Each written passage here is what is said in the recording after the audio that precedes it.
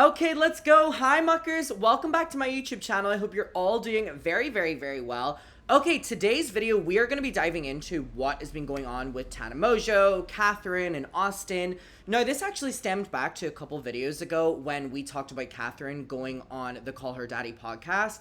And on that, she talked about Tana Mongeau lying to her about Austin cheating on her whenever Tana knew that Austin had cheated on Catherine, but when confronted, Tana covered for Austin and made Catherine believe that Austin wasn't cheating, basically.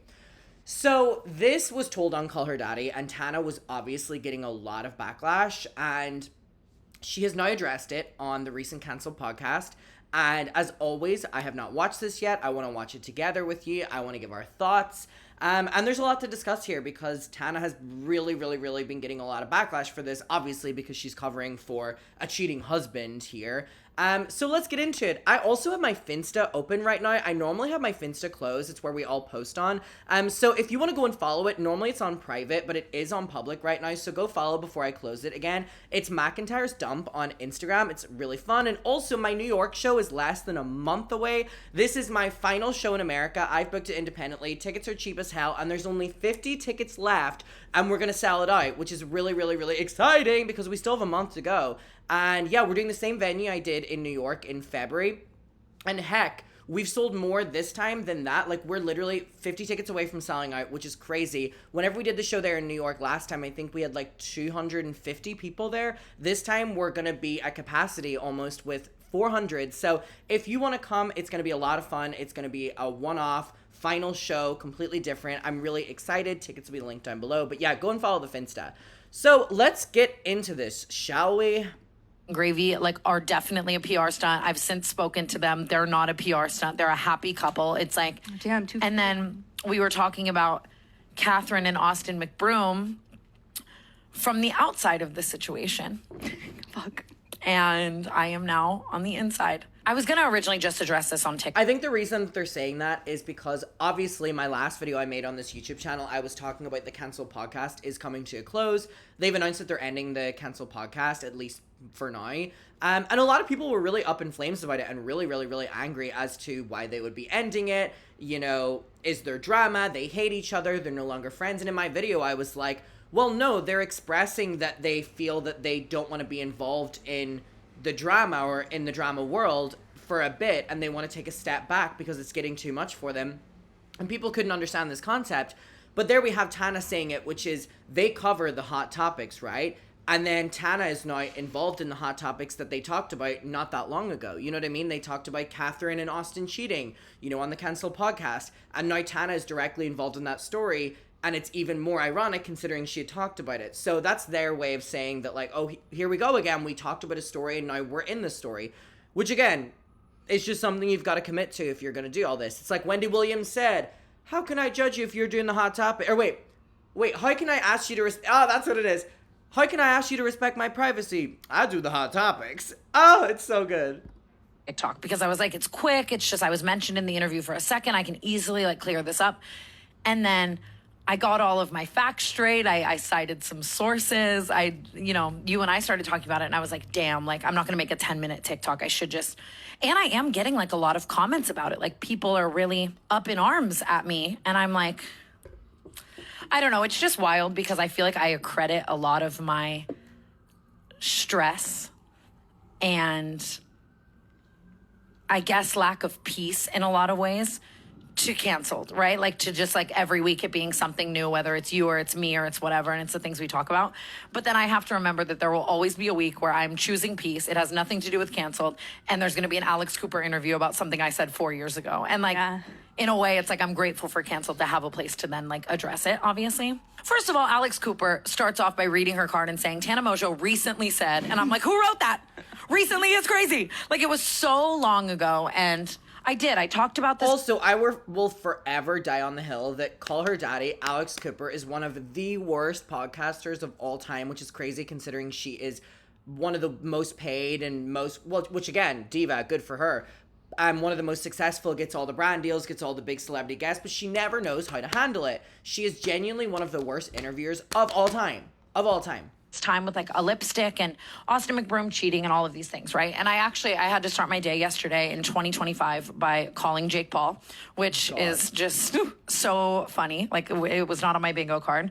And I was just like, can you refresh me on this time period? Like I don't really remember. I don't even think I was 21 yet. So this was like damn near like 5 or 6 years ago. You were? No, because You lived at the hype or the Clout House. No, I didn't. No, when I made the TikTok. I'm obsessed with Brooke clocking. Brooke goes, actually. I did, but in the TikTok, I'm talking about when it happened. I'm talking about a time period of when I like years prior. Like this actually probably happened like 5 or 6 years ago.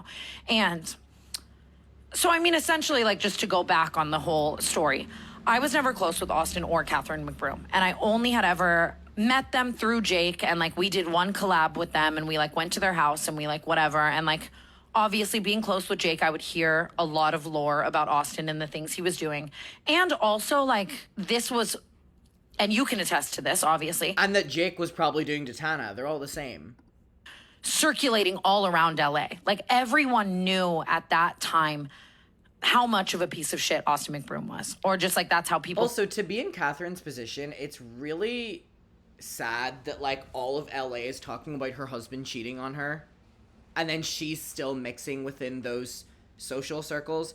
And also Austin doing this, I just don't understand how like the reputation he's building up for his family that his kids will one day have to deal with. Like he is really a scumbag if you think about it. Felt, and it would go around. And I mean, someone could detest me on saying this, but like I, even at that time with the lip liner, was under a 100% impression due to situational things I hear, people close to her, Jake's relationship with Austin, all of it, that she was fully aware of him cheating on her. And even when I would see her in passing, I would always kind of crack jokes like, girl, you deserve better, or like, you know, like I would just, you know me and my sense of humor, like I would be kind of deprecating to Austin when I would see, therefore telling Catherine kind of how I felt and like whatever.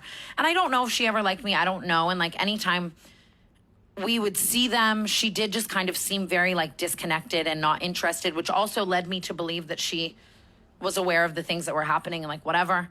And there's so much like timeline shit that I could do here, but like whatever. Time passes on, and then Austin McBroom is beefing with Bryce Hall, and I'm Team Bryce on God. I'm saying that I'm Team Bryce, and then Austin McBroom starts coming at me. I don't even remember why he was coming at me, but he was coming at me. And then that's what incited me to make this TikTok. And at this point, I am living in the Clout House, and like everyone, this is like when the nanny situations had already happened, like everything, like even like Cole Kerrigan and everything that happened where he... Yeah, which has now been, she said that she got validation that that's true, by the way. I don't know that whole situation. I just know that, and again, my memory is so hazy from this time of my life, so I hate speaking anything like so definitively, but I'm pretty sure Cole got paid. Also, with Tana, like a lot of people will always say, you know, you can't get yourself out of situations or you can't deflect because of drinking or drugs or anything like that. And while I like completely agree to that to a sense, I think it's also important to note that like if you were aware of Tana Mongeau a couple of years ago, you know, Tana Mongeau was a very different, at least presenting person as to what she is now. And a lot of her decisions she doesn't remember. I believe that. A lot of the ones she felt that she wasn't coherently making decisions. I believe that. Did any of you see videos of Tana Mongeau years ago on her MTV show? Like, did. Yeah, and like... Allegedly. So then once again, it's like... She knew, according like to how I felt and to everything. And her and I were not friends at all. I didn't have her phone number. I didn't have anything. You know what I mean? And so Austin's poking the bear, and I'm in a very different era where I am just confrontational and insane online, and he's saying crazy shit to me and about me to everyone. And I make this TikTok. And I do think that I probably would make the TikTok today. But like also that was Team Bryce on God, the era. And it lines up and it perfectly checks out. But I hate that people are taking this as like, you're not a girl's girl, because it's like, where the fuck do I get off protecting Austin McBroom? I would sooner die. Like I've always said that. He is disgusting. There was no part of me that wanted Austin to like me. There's no part of me that was trying to keep anything from Catherine. There's no part of me. I would sooner die. Like you've seen even after this, I will continue to ride for her and her happiness, and always have said like that she deserves better than that man. And just like he is especially at that time, was such a fucking diabolical human being to her. Yeah. So it's like, to think that I would ever try to protect Austin, it's just like, I guess, obviously it's her fans coming to me and they're mad and whatever. I feel like my fans know there's never been a day in my life that I even Would remotely support Austin McBroom over. So even behind closed doors, like, I would sooner fucking die. My ears are getting hot, even thinking about supporting Austin McBroom. I'm gonna be honest as well. I believe her here. Just, and like, truly, I knew so much behind the scenes of other girls reaching out and stories I would hear around LA that I think I was in a mindset at that time and always where I was like, I don't think me reaching, and maybe this isn't true, and maybe I was wrong for this mindset at the time, but I don't think me reaching out would have done anything because I knew so many people that had, and I knew what the responses looked like back, and I knew that. Also, this is Tana's perspective, obviously, so, you know, everyone's perspective is different. If Tana is presenting this story as everyone in Hollywood knew that he was cheating and everyone knew that she was aware of it, and then Tana's saying that she knew other people were approaching, you know, Catherine on it, but nothing would ever change, that is also an important piece of context from Tana's perspective as to why she wouldn't reach out to Catherine to be like, oh, I just covered for Austin cheating, but you should know, you know what I mean? If her response would be like that. Again, if we're to fully believe Tana's narrative, then that makes sense. She was aware of these things that people were saying and still kind of, and that's not me shaming her for not leaving sooner. Like, you have to, that's such a hard layered situation. Like, I think she left in her own time, and devising an exit plan away from him, money and Ace family and all that. I can't even imagine how hard that was. Like, I'm just saying, I truly at that time felt like she knew, and that, Like, it was just kind of like a everybody knows. We all know. And yes. it was like a TikTok, obviously, to dig at him. Also, I can believe that as well, considering the internet knew. I understand, obviously, both sides of it because, like, she was, like, caught in the crossfire. You know what I mean? Like, Yeah. it was, like, something that was supposed to be negative to him that she ended up, like, I don't know, feeling embarrassed by. I agree. She said in the Call Her Daddy, like, episode, she said, I wish she just brought it to me, and that's like kind of what you just said. But like, I feel like he would have been able to manipulate her into thinking that was. And like, I'd seen him do that with a million other situations, and I don't have this He's the girl's worst. phone number. And like, again, from everything that I've seen, even with the Cole stuff, everything, like, I've seen her responses before. I didn't think I would make it that, and so I'm just like, I think that if I went back in time, I don't know. I mean, I would probably do things pretty similarly, but I do see now how it's like. I was gonna say like I don't know if anyone as big as me had. Also, I think Tana saying that if she was to go back, she'd probably do things similarly kind of makes it to believe that she's very confident in the fact of the narrative of Catherine knowing and not caring. Spoken out about him being a cheater up until like my TikTok. But then again, now I'm remembering things, and people had been speaking out and it had been going viral. So it wasn't like I was breaking news either. And it's just like, maybe it's hard sometimes for me to get an understanding of like what the general consensus is because our bubble is like so. and that's why I called Jake, because I was like, can you walk me through this time? And he was very much like, dude, everyone knew. Like, everyone knew. Yeah, I don't even think he was attempting to be secretive about it. I feel don't like I've think talked so. about this openly, but I would go to Hyde and he would be like making out with girls at Hyde. Like, And Fuck, dude. Like, this man has a wife and kids at home. But remember, his full narrative was Catherine said, as long as you don't embarrass me or whatever. Then why are you making out with people just in the club? and when I this was say- that long ago. This was 2021, 2020. Like, And when I say everyone knew, I'm also not saying everyone knew and she didn't. I'm saying like people were reaching out to her and she was responding and saying certain things. Like, you know what I mean? I've It's so been there though. Like the person who's like just blindly, delusionally believing the man because of course, like, that's the 100%. person you love. It's the father of her children. and like, that's I'm with you on that. I'm not like, I can't stress this enough. I think it's important to just note here that the villain here is Austin. If I'm not placing any blame on her, I'm just like clearing my name in the regard that I would never protect a man over a woman. Yeah. Like, that is the thing. Like, and again, the way she has handled everything is with grace. She is beauty, she is grace, she is Miss American race, and I ride for her.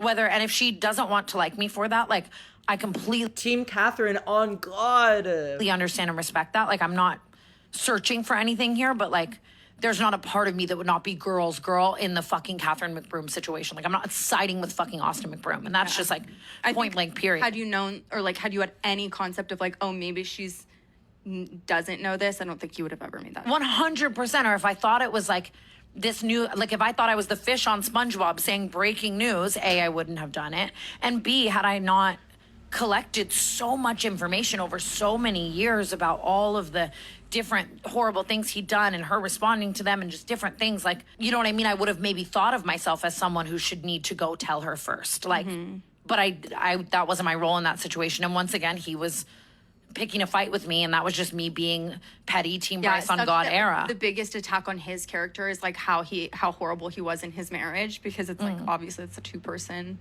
Yeah, 100%. And that's situation. and even then I was making that in like a we write it on for Catherine, like fuck you. You know what I mean? And it's just like He's just so wild. fucking nasty. It's so disgusting. Like, I mean, I hate that you were even a topic at all, because had you not been, I feel like we would have already just been like so in on like this is the ripping into I'm like how just crazy it is. I know. I'm so like it makes me so happy to see her just fucking like fully going full fledged. I know, and like writing this book and just like looking so beautiful and free and light and like being like Yeah, and that she's laughing. story, And, like she has like a sparkle in her eye again. Like the poor girl was like a hostage.